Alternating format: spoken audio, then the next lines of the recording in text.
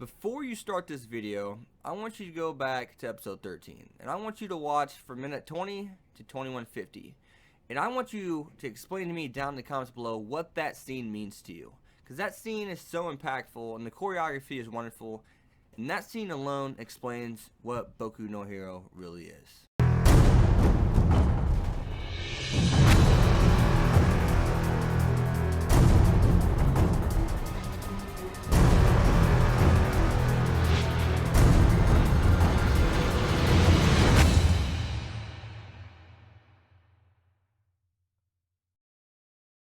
Where to start? Where to start? Well, how about we start off with giving a thank you to Bones, to Funimation if you're an English dub watcher, and the directors and actors, because they did a fantastic job with this first season. And yes, as you saw in the end, if you stay till the end, if you haven't, go to the end. There will be a second season. And all in all, fantastic. This was definitely my second favorite spring anime, and I hate saying that. I hate saying that because ReZero is just that good. I hate saying that because this anime deserves that. And if you go that way in the route of saying you like Boku no Hero, well then so be it. I can't really argue that, but if you like ReZero, it's hard not to pick ReZero. But this is very well done. But now let's hop into the anime, episode 13. So I stated the other week, I did my review, I was saying that All Might's secret's probably not safe from what we're getting at now. It's kind of exposed. And at first I was like, okay, it's all good, because the way he defeated Tomo, which is the hand guy, I called him the handy guy, Tomo. I think it's Tomogarashi actually to pronounce. He kind of like, oh, he hasn't lost strength at all. Look what he did to my poor Nomu. But whenever they get back and actually escape, which we'll get into, we find out a little bit more. So All Might's basically bluffing this whole time after he defeats Nomu. He's telling them to come, the War Great guy, to come fight him and Tomo, and he knows he can't do anything. And Midoriya, aka Deku, is the only other one that knows he can do anything, period. So I'm kind of like, this is going to be interesting. I was really wondering, are they going to actually attack, or are they going to leave? I'm really wondering what, it could go either way. Well, it wasn't one of those things that was like clearly going to be obvious, but at the same time, Deku can't control his power. We thought he's starting to get there a little bit, but it's definitely like a teeter-totter. Like, he uses speed, his legs, to fly over to All Might to try to save him, and Tomo, he notices he's just as fast as All Might.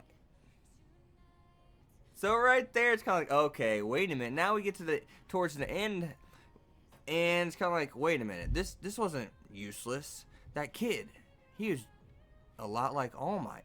And then they go into it, and we don't know who the main villain is, who's behind all this. But it's kind of as if they have like a UA staff, a hero academy, but they have a villain academy, and somehow they know All Might's been weakened. So that battle that All Might has gotten into before definitely is showing now. It's showing what happened. What is the repercussions of that fight?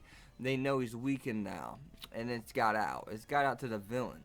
So Deku goes, he jumps into action to try to save All Might, and he's gonna fail again. He's probably gonna get killed, and all of a sudden you see a guy with a pistol, which may I mind you, is a badass, especially when he shoots both his kneecaps out and his hands.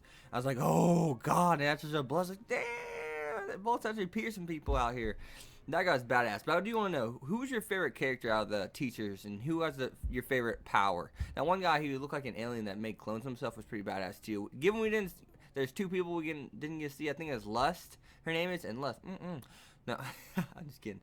And the other guy that's holding the student board president, whatever he is, the bear.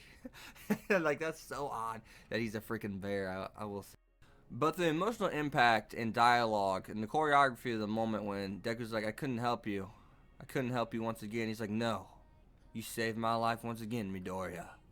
You bought me a few seconds, and that few seconds was just enough. I was like, Yeah, like I just love those moments. They're always so well done.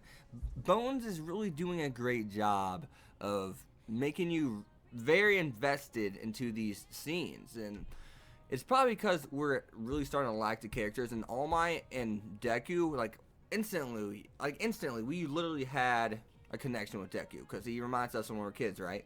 And All Might's that hero who looks up to you, and All Might being so caring and helping him become a hero immediately says, wow, this guy's really badass. And at the end of this episode, we kind of get a little bit more of that, which we'll go in.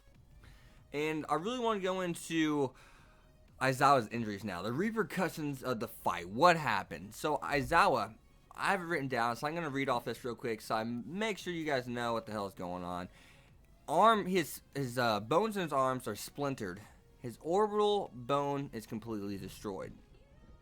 So, if you guys don't know what the orbital bone is, it's like basically like everything like this area of your face, like on either side, it's destroyed. It's crushed. Like that's a very serious injury.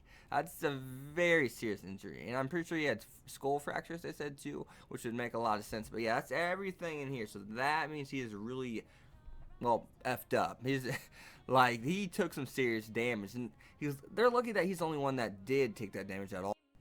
So it turns out Nomu actually didn't get sent off to space. He landed and he's captured and he's in handcuffs, which I kind of find surprising that he hasn't broke through his handcuffs, and the fact that he's actually listening to police. What?